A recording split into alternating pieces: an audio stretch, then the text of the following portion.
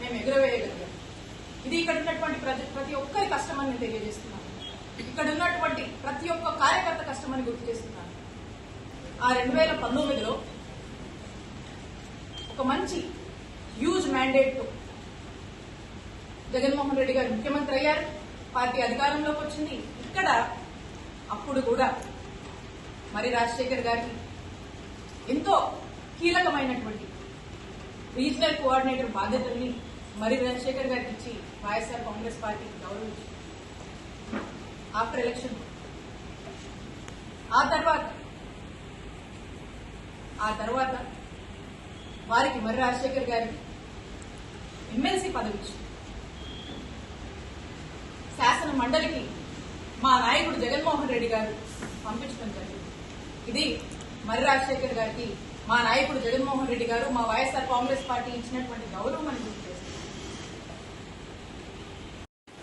బాధ అనిపిస్తా ఉండేది. ఎందుకంటే మా నియోజకవర్గం చెల్లూరుపల్లి, ఇక్కడ ఉన్నటువంటి మా నాయకులు, ఇక్కడ ఉన్నటువంటి మా కార్యకర్తలు, ఇక్కడ నన్ను దీవించినటువంటి ప్రజలు నా సొంత నియోజకవర్గాన్ని వదిలి నేను వెళ్లాల్సి వస్తుందనేటువంటి బాధ నాలో ఉన్నప్పటికీ నేను మా నాయకుడు మాటే శిరోధారంగా భావించాను కాబట్టి నేను అక్కడికి వెళ్లి పోటీ చేయడం జరిగింది. అయితే ఇన్ జనరల్ గా మనం అనుకుంటూ ఉంటాం కదా, ఏదైనా మంచి జరిగితే మన అదృష్టమని, నువ్వు అలా ఉంటే ఏదో మన దురదృష్టమని. అయితే ఇక్కడ మీ అందరినీ కూడా వదిలి వెళ్లాల్సి వచ్చినప్పుడు, మీ అందరి గురించి నేను ఆలోచించినప్పుడు, నా సొంత నియోజకవర్గంలో నా మనసుకు బాధ అనిపించినప్పుడు, ఇది నేను ఎవరిని అనట్లేదండి, నేను ఇది కేవలం నా దురదృష్టం అనుకున్నాను, నా బాయళ్ళకు అనుకున్నాను, ఏదో మిస్ఫార్చ్యూన్ అనుకున్నాను. అయినా మా నాయకుడు జగనన్న మాటే నాకు వేదంగా నేను భావించి నేను అక్కడికి వెళ్లి పోటీ చేయడం జరిగింది. పదే పదే రాజశేఖర్ గారు అంటున్నారు, అన్ని వేలతో ఓడిపోయింది, ఇన్ని వేలతో ఓడిపోయింది. గెలుపోవటముల గురించి మీరు మాట్లాడుతున్నారా రాజశేఖర్ గారు? చెప్పండి. అయితే గెలుపు ఓటం అనేది సహజం. నేను గర్వంగా చెప్తా ఉన్నా, మేము 2019లో అధికారంలోకి వచ్చాక మంచి చేసి మేము ఓడిపోయాం. ప్రజలకు మంచి చేసి మేము ఓడిపోయాం. టెక్నికల్ గా మాట్లాడితే రకరకాల కారణాలు ఉన్నాయి, అదో ఇదో ఏదో అని మనం అనొచ్చు. బట్ ఎవిడెన్సెస్ లేవు కాబట్టి నేనది చెప్పలేదు. కాబట్టి మంచి చేసి మేము ఓడిపోయామని మేము గర్వంగానే చెప్తాం. ఆ తర్వాత మా నాయకుడు జగన్మోహన్ రెడ్డి గారు మళ్ళా మాట్లాడి మళ్ళా తిరిగి నా సొంత నియోజకవర్గానికి, మా చిలుకలూరుపేట నియోజకవర్గానికి నన్ను పంపిస్తున్నానని ఆదేశాలు ఇవ్వడం జరిగింది.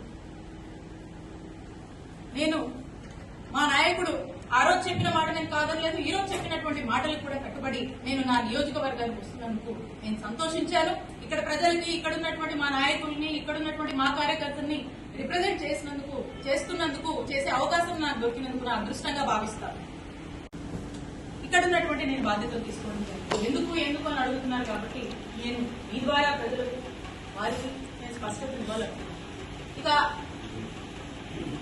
ఇక్కడ నుంచి మనం చూస్తే క్రమక్రమంగా ఓవరాల్ గా కూడా క్రమక్రమంగా ఎప్పుడు తీసుకున్నా, ఎప్పుడు చూసినా మొదటి నుంచి కూడా ఆ దివంగత మహానేత డాక్టర్ వైఎస్ రాజశేఖర్ రెడ్డి గారి దగ్గర నుంచి ఆయన తనయుడు మా నాయకుడు జగన్మోహన్ రెడ్డి గారు క్రమక్రమంగా కూడా మరి రాజశేఖర్ గారిని గౌరవం ఇస్తూనే వచ్చారు, ఉన్నత పదవులు ఇస్తూనే వచ్చారు. ఎక్కడా కూడా మా నాయకుడు జగన్మోహన్ రెడ్డి గారు మరి రాజశేఖర్ గారిని మోసం చేయలేదు. మా వైఎస్ఆర్ కాంగ్రెస్ పార్టీ మరి రాజశేఖర్ గారిని మోసం చేయలేదు. ఒక్కసారి మరి రాజశేఖర్ గారిని నేను అడుగుతాము, ఆ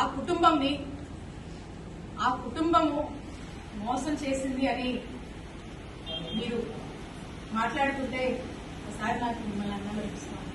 ఒకసారి ఆత్మవిమర్శ చేసుకోండి. ఆ కుటుంబం మీకోసం ఎంత నిలబడింది, మీరు ఎలాంటి పరిస్థితుల్లోనే ఎలా నిలబడింది, పార్టీ కష్టాల్లో ఉన్నా, ఎలాంటి పరిస్థితుల్లో ఉన్నా మీకు మాత్రం ఒక మెట్టు గౌరవం పెంచిందే తప్ప ఎప్పుడు కూడా మీ గౌరవానికి ఎప్పుడు కూడా తగ్గింపు అనేది లేదు. పార్టీ మీకు ఎప్పుడు మంచి చేసింది, మిమ్మల్ని ఉన్నతమైన పదవుల్లోనే ఉంచిందని తెలియజేస్తా ఉన్నారు.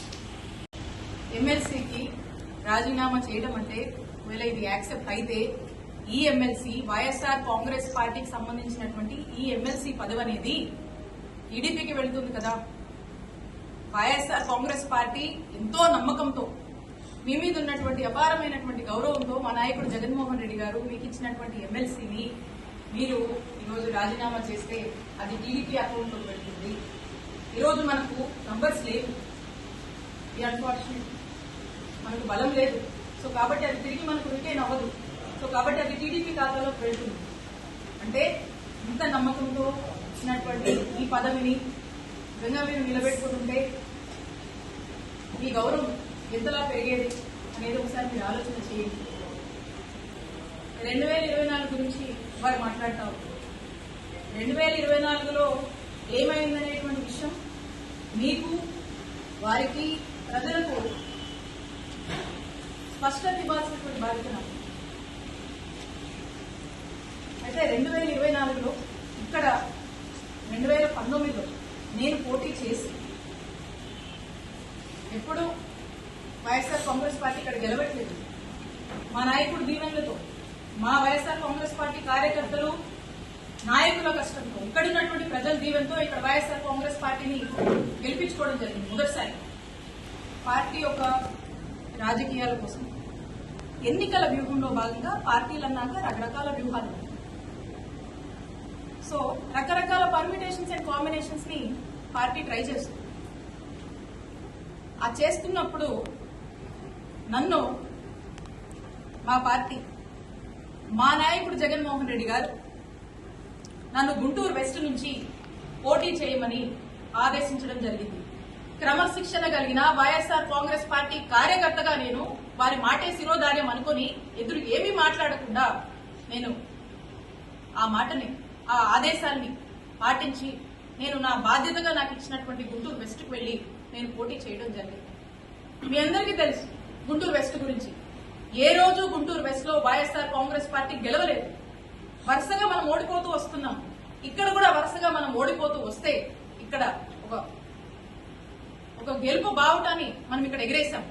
అక్కడ కూడా గుంటూరు వెస్ట్ ని ఎలాగైనా సరే పార్టీని స్ట్రెంగ్తన్ చేయాలి, అక్కడ కూడా మనం గెలుపు కైవసం చేసుకోవాలనే ఒక ఆలోచనతో పార్టీ ఏదైతే ఆదేశించిందో ఆ యొక్క బాధ్యత మీద నేను గుంటూరు వెస్ట్ కి నేను వెళ్లి పోటీ చేయడం జరిగింది.